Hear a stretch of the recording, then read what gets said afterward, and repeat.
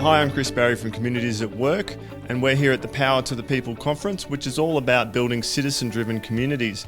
And I'm here with Maureen Maher, who is the West Australian Coordinator for Neighbourhood Connect, and also the local connector for your own neighbour group. So what does that mean?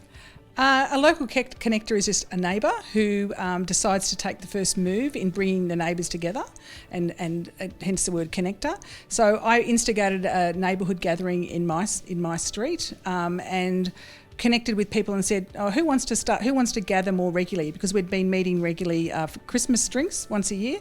After we had such a great experience, as a connector, I said, let's come together and see what else we can do. People agreed they wanted to do it more regularly. So as a connector, I just lead the group and find other people to help support some of the activities that we do. And how did you go from there to building a bigger neighbour group? Well, it started off with just a simple invitation letter box drop, and we brought a group of about 15, 20 people together who said they wanted to get moving with it, and they said, okay, what do you want to do? And so they came up with ideas, and so we had a litter clean-up and a progressive dinner.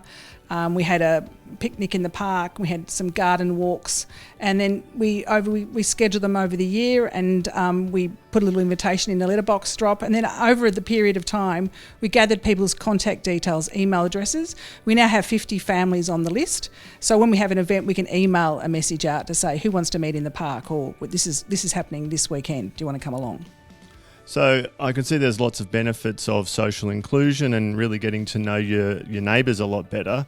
Are there other benefits or other activities that naturally happen because of a result of coming closer together? Yeah, definitely it's about building those relationships. You kind of think that you know your neighbours, but it's not until you sit down and maybe have a drink with them and learn a little bit more about their life and their family that you actually feel much more of a sense of a connection.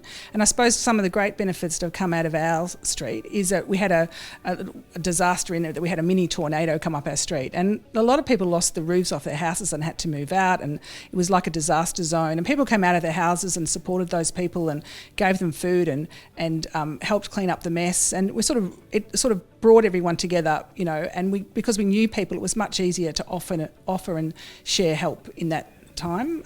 Also, when we've had some issues with sort of like building development we didn't really like, we had people come out of the woodwork and say, yes, I'll support that cause, and we had a ready group of people that we could activate quite quickly.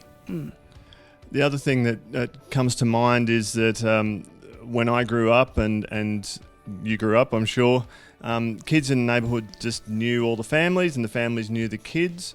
And I found that growing up a real benefit to me because I always knew there was a helping hand somewhere.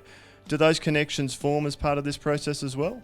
Yeah, they do. And I was motivated by that feeling that I remembered from my childhood as well. So I have noticed a big change in the way the kids interact. Certainly, I know there's play dates happening around, you know, in the background happening all the time. There's young families that have come together and helping each other by sharing care of children. I love the way that the kids walk past my house now and know my name and say hello. And I know that their parents have mentioned they feel this sense of safety with their kids wandering the streets. And a lot of people want to give their kids more independence, but there's that kind of will I, won't I, you know, is it safe? But knowing that the people that live nearby you are looking out for your kids as well, that's a great sort of comfort to people, and I think that's really helped. Sounds like there's a lot of benefits to getting your neighbourhood closer together and getting your neighbours connected to each other. What would you recommend as the next step if somebody's interested in implementing or becoming their own connector in their own neighbourhood? What would you think is the next best step for them? Right. Well, I suppose we're at a conference about building citizen-driven communities, and I think it's about stepping up as a citizen and saying we all play a part in this, creating these communities. One step forward might be to start your own neighbourhood group. If they got onto our website and get in touch, there's lots of tools and tips and ideas and support available for people to help. So I'd encourage people just to have a little bit of courage, step out there and have a go in their neighbourhood. So I know on your website you've got lots of templates and things. You've got telephone support as well, email support. Yep, that's right. Yep, we've got invitation templates. We've got ideas to connect with your neighbours. We've got stories from the neighbourhood so you can see what other people are doing. So we'd love people just to have a look and share their ideas with us if they have great groups happening, but also just start something locally where they live. Well, thanks very much, Maureen. It's lovely to talk to you. To view more videos from the Power to the People conference, please check out our YouTube channel.